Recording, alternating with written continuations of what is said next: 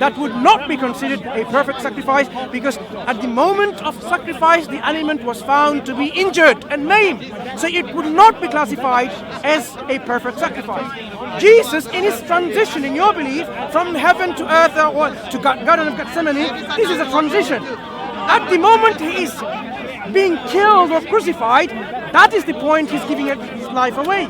At that point, was he injured? The answer is yes. So he is injured, he cannot be a perfect sacrifice. This is such a terrible point to make. It's not a terrible point. If you understand anything about logic, you would see that this makes sense. It's such a terrible point.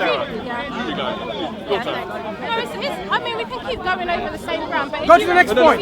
Go to the next point. If you refuse to admit that Jesus lived a perfect life, came down perfect, and said at the time he was about to be sacrificed that this is what he was going to do, then this is logical.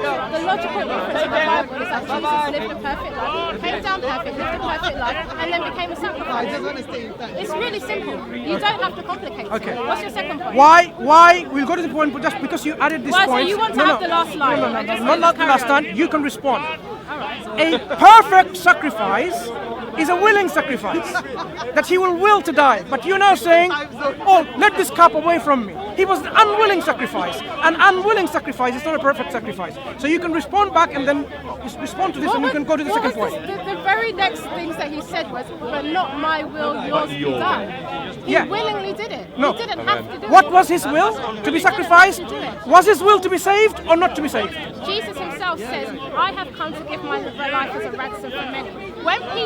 When Jesus says, you know what, I'm going to be killed. Wait, what did he say first? I'm going to be flogged. I'm going to be killed. On the third day I rise. And when Peter says, no, this is not of you, Jesus says, get behind thee, Satan. You don't have the things of God in mind. So Jesus was saying, this is the will of God. And remember, Jesus says that his will is the Father's will. Whatever the Father wants done is you have given me a background explanation where Jesus initially, according to your belief, said he's going to lay down his life. But at the point when his life is to be taken away, he became what? He failed to fulfill this, because he said, let me finish, he said what? Let this cup be away from me, meaning what? He wanted to be saved. So his will was to be saved, but he somehow became humble and says, not according to my will, but according to your will. So basically he's submitting to the will of his God. But what is his will? Is he willing to go to die and be a sacrifice? He's saying, no, let this cup be away from me. Did you hear what I said? Probably not. Let me repeat again. So at the point where he was about to now bring everything to an end by giving his life away, at this point he says, let this cup be away from me. The scholars explain, Christian scholars, meaning he wants death to be averted from him and to be saved. So even though he may have said it, I'm going to lay my life away, at the very moment when he's supposed to give his life away, he is saying, no, I don't want to die, but I know it's my will, I don't want to die, but I accept your will, which is I have to die, something. So a perfect sacrifice is someone who wills willingly to die, but he's saying, I want to be saved. Where do you get that definition from? Okay. A perfect sacrifice wills willingly. And bear in mind, Jesus did will willingly. Okay. He willingly went and did it. He But said, at the very moment... Can I finish? He said, I could call down 1,000 angels, 1,000 legions of angels. But he didn't do it because he willingly went to the cross. But I want to know where in the Bible you get your definition that a cross willingly goes and does that. Sure. Where in the Old Testament do we find the lamb or the goat or the oxen that says, yes, take me to the slaughterhouse? I want to know where you get that from. So someone who is very reluctant to be sacrificed is a perfect sacrifice, according to your understanding. No, you were arguing, let me finish. Hang on. Before you were arguing, I'm not arguing every time with Old Testament system. The perfect sacrifice is something that's not lame, something that's not injured. That's my two conditions. No, so you were, okay, so that's your condition. Two conditions. So at that point, are you also adding that the oxen or the bird or the cow has to come along and say, I am willing to be I am not adding that. I am saying now, I am adding this point here, when you have a human being. You're adding things to my Bible. No, I'm adding to your understanding. Listen, if you say he's a perfect sacrifice, someone who says, I'm going to sacrifice, how can you say someone is a perfectly willing sacrifice when he says, I am reluctant to be sacrificed? And then And what you, does it say? wait, let's understand this. Someone is very reluctant to die for you. And that is a perfect sacrifice according to you. Fair enough. If this is what you believe, that someone is very reluctant to die, and that is a perfect sacrifice, I leave that up to you.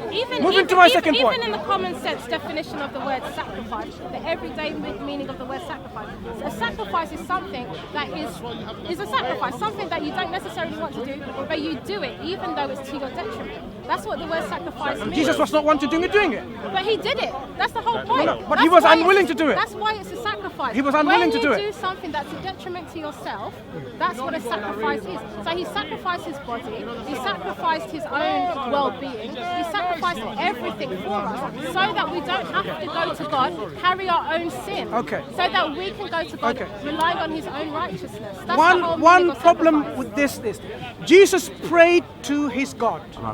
Did God answer his prayer? So you've abandoned your other two. No, I haven't abandoned.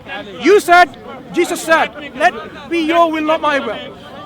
His will was to be saved from the cross, to be saved from the death. Did God, his Father, his God, according to your belief, did his God accept his prayer and save him? Or did his prayer got rejected? Jesus said, my will is to do the will of the Father. So Jesus' will... No, his will was... Don't say no, that's in the Bible. No. In that very moment... Are you denying? In that very moment... So you are accepting that Jesus said, my will is to do the will of the Father. You're missing the point. In that very moment, it says, let that cup be away from me. That was his prayer. I'm not missing the point. Your God, did the God of Jesus Christ accept that prayer and grant that prayer? Right, I'm not missing the point, but what you want to So answer do that, is, please. what you want to do is cherry pick. I'm not cherry picking. Good. You raised it up and I've questioned it. So can you stop interrupting me again, please? Yeah? Jesus very clearly said, my will is to do the will of the Father. In that moment, he said, not my will, but yours. Again, he was deferring, he was saying, I'm going to do the will of the Father. And what was his will? The will was that he become the sacrifice for all mankind, No. so that we don't have to go to God with our own sin, so that we can rely on This his is not righteousness. correct. So His will... so that we learn to put our faith and trust in the only You are going thing that against can what the save text us, says. the Savior Jesus Christ. You're going against what the text says. The text says, let this cup be away from me, right? Did that text say that? Did Jesus say, let this... Why are you saying that? I'm listening. Wait, do not interrupt. Excuse me, do not interrupt. That's very rude. So, Jesus said, according to your scripture, let this cup be away from me. You're not even listening. That's even more rude. That's rude, isn't All it? right, one second.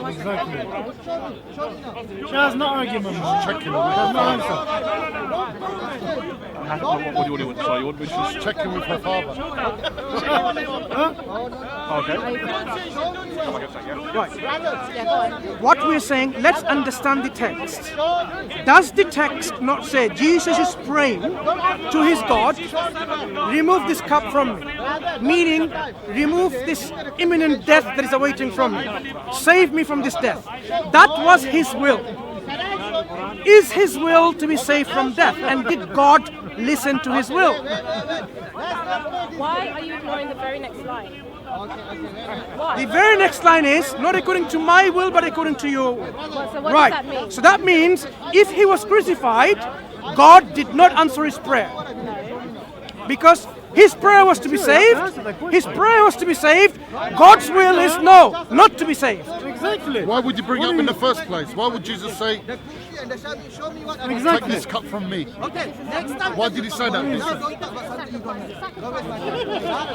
it's not talking about that.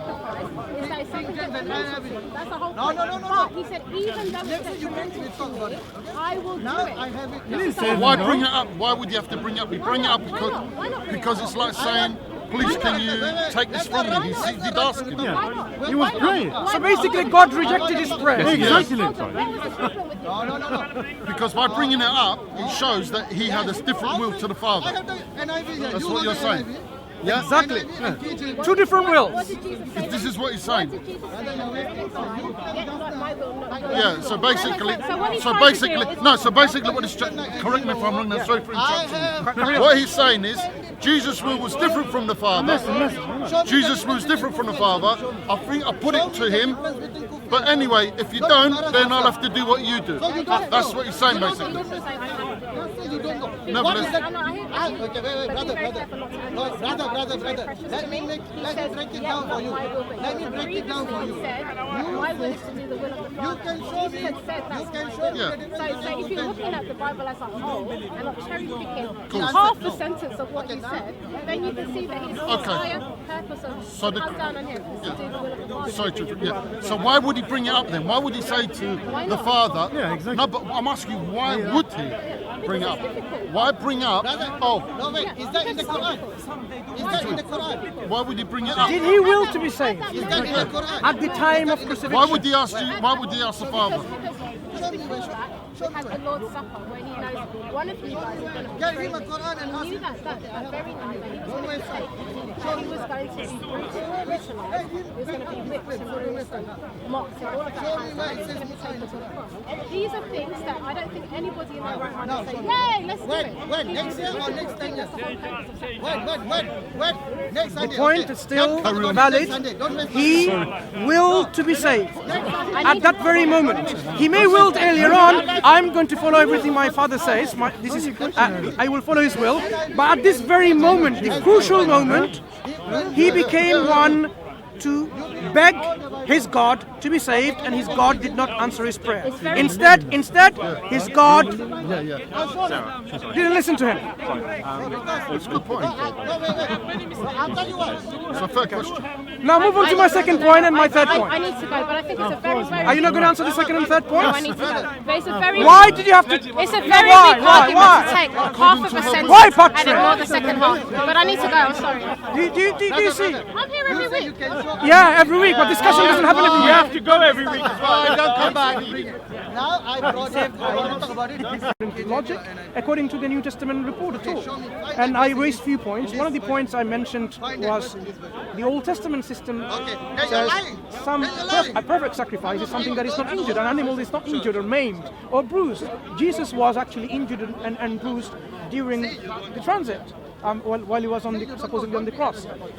Several other points. One of the points I made was this: if he was a sacrifice, meaning a substitute, then he should have taken our punishment on his shoulders. This is my third point I made: a punishment on his shoulders. If we were to reject the Christian concept of God, we would suffer in hellfire for eternity. Someone to be my volunteer wouldn't say, I will pay for your penalty. Meaning what? You will take the same punishment that I would have suffered, which is eternal burning in hellfire. So Jesus must, for even one person who rejects God, to save him, has to suffer in hellfire for eternity, to be a substitute. But he didn't suffer eternal hellfire. So he could not be a substitute for even one person, let alone the whole Christendom or everywhere else. So, 5 points I've made, every single point you can see how it failed. Jesus failed to be a sacrifice in all the way that we described. But obviously, it is not very fair on me to say that all of them fail. We discussed only one of them and touched on the second one. As we have realized now, she keeps on bringing what? Oh, Jesus, on the Garden of Gethsemane, he prayed. You need to be sacrificed. When you're dead, then that's a sacrifice. When an animal is kept at home, the animal is not sacrificed. So we are talking about the point of sacrifice. According to the belief, he was injured, he was maimed, he was bruised. So that's what we were discussing in the first point. So he could not be, according to the Old Testament system of sacrifice, a perfect sacrifice. That's the clarification that I could make. But anyway, what we need to understand is this: according to Muslims, we don't believe none of these happened. These are stories and rumors that has been spread. We believe Isa alayhi salam, or Jesus, the son of Mary, was a mighty messenger of God who came to invite people to worship God alone. That is why the remnants are very clear that he is saying, your will, not according to my will, according to your will. Clearly showing his servitude and subservience to someone up there in heaven who is God, his God. So we believe he was a sincere worshipper of God, asking people to worship God alone.